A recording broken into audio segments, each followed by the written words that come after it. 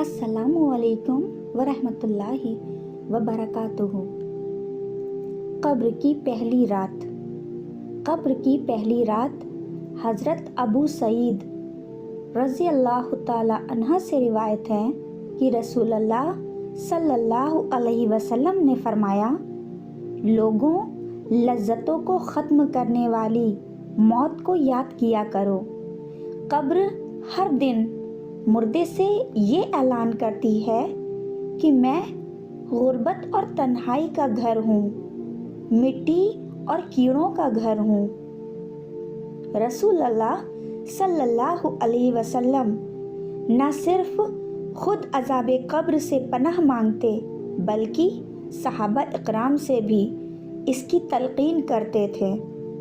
हज़रत उस्मान रज़ी अल्लाह ताला अन्हो के बारे में आता है कि जब वो किसी कब्र पर रुकते तो इतना रोते कि उनकी दाढ़ी तर हो जाती। किसी ने उनसे पूछा, जब आप जन्नत और दोज़ख का जिक्र करते हैं तब तो नहीं रोते, और इससे क्यों रो पड़ते हैं? अल्लाह के रसूल नबी पाक सल्लल्लाहु अलैहि वसल्लम के सहाबी हैं, आपकी 2 बेटियों के शौहर हैं, खलीफा हैं। उन्होंने कहा, रसूलुल्लाह सल्लल्लाहु अलैहि वसल्लम ने फरमाया, कब्र आखिरत की पहली मंजिल है, वहाँ से निजात मिल गई तो बाद के सारे मरहले आसान हो जाएंगे। इसलिए हमें हमेशा कब्र की तैयारी करनी चाहिए। आप और हम अगर कल मर जाते हैं, 10 साल बाद मर जाते हैं, हमें कितना अरसा उस कब्र में रहना है? कभी सोचा है उसके बारे में? रसूलुल्लाह सल्लल्लाहु अलैहि वसल्लम ने फरमाया कि मेरा दिल चाहा कि अल्लाह सुब्हान ताला से दरख्वास्त करूं कि कब्र में जो चीखे पुकार हैं वो तुम लोगों को सुना दे। लेकिन मैं इस डर से रुक गया कि अगर तुम वो चीखों पुकार सुनने लग गए तो तुम अपने मुर्दों को, अपने अपनों को कभी कब्र में नहीं दफना पाओगे। तुम ज़मीनों पर रखोगे, कब्रों में डालोगे ही नहीं कि इन पे कहीं सांप बिच्छू ना छोड़ दिए जाएं, इन पे कहीं अजाब ना आ जाए।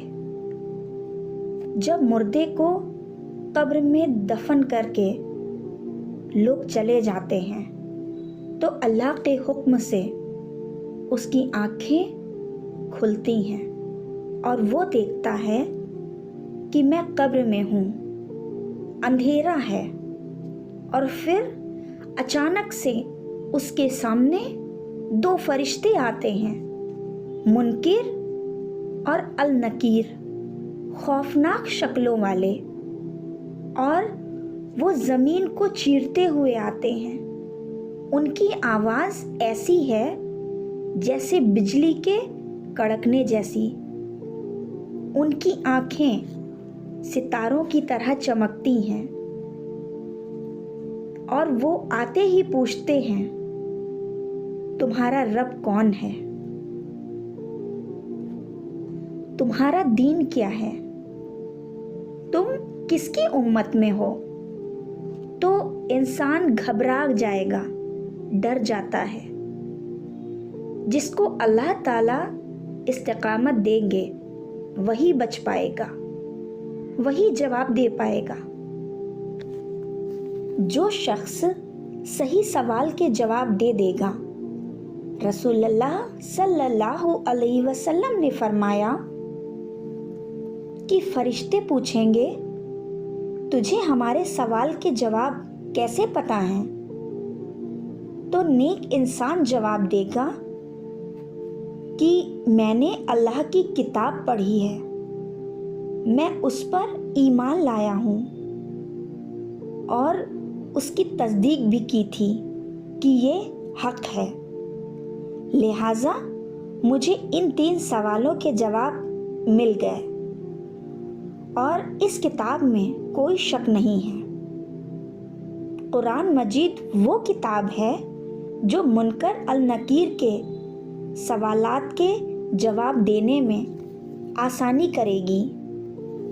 جو قرآن پر ایمان لائے، اسے پڑھے، وہی قبر کے امتحان سے کامیاب ہوگا۔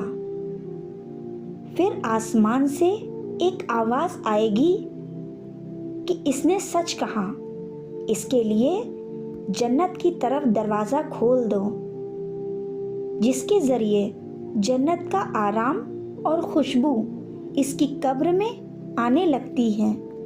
یہ تو اچھے اور نیک عمل کرنے والوں کے لیے اللہ تعالیٰ کا اعزاز اور اکرام ہے، جو مرنے کے بعد ایمان والوں کو ملے گا، اور اللہ تعالیٰ کا انکار کرنے والے اور ان کے لیے جہنم کی کھڑکی کھول دی جائے گی، جہاں سے آگ کی لپٹیں اور شعلے اٹھتے رہیں گے، اور پھر اس سے یہ کہا جائے گا کہ اگر تو اپنی زندگی میں نیک عمل کرتا، اللہ کے حکموں کو مانتا، تو تیرا ٹھکانہ جنت ہوتا۔ اس کے بعد جہنم کی طرف ایک دروازہ کھول دیا جائے گا، جس کی گرمی اور لپٹیں مسلسل اس تک آتی رہیں گی۔ پھر جب اس کی روح کو آسمان کی طرف بھیجا جائے گا تو پہلے آسمان پر اسے روک دیا جائے گا، جیسے کہ قرآن کریم میں اللہ رب العالمین فرماتا ہے کہ جن لوگوں نے ہماری آیتوں کو جھٹلایا ہے، ان کو سچ نہیں مانا، ان کے لیے نہ تو آسمان کے دروازے کھولے جائیں گے اور نہ ہی وہ جنت میں داخل ہوں گے۔ رسول اللہ صلی اللہ علیہ وسلم نے فرمایا، اے لوگوں، اپنی موت کو یاد کرتے رہو اور اللہ سے ڈرتے رہا کرو، لیکن سوچئے آج ہم غفلت بھری زندگی گزار رہے ہیں، اس بات سے بے خبر ہیں کہ ملک الموت ہمارے پیچھے ہے، ہمیں اللہ کی طرف لوٹ کر جانا ہے۔ اللہ سے سچی توبہ کریں، اپنی زندگی کو اللہ کے حکم کے مطابق گزاریں۔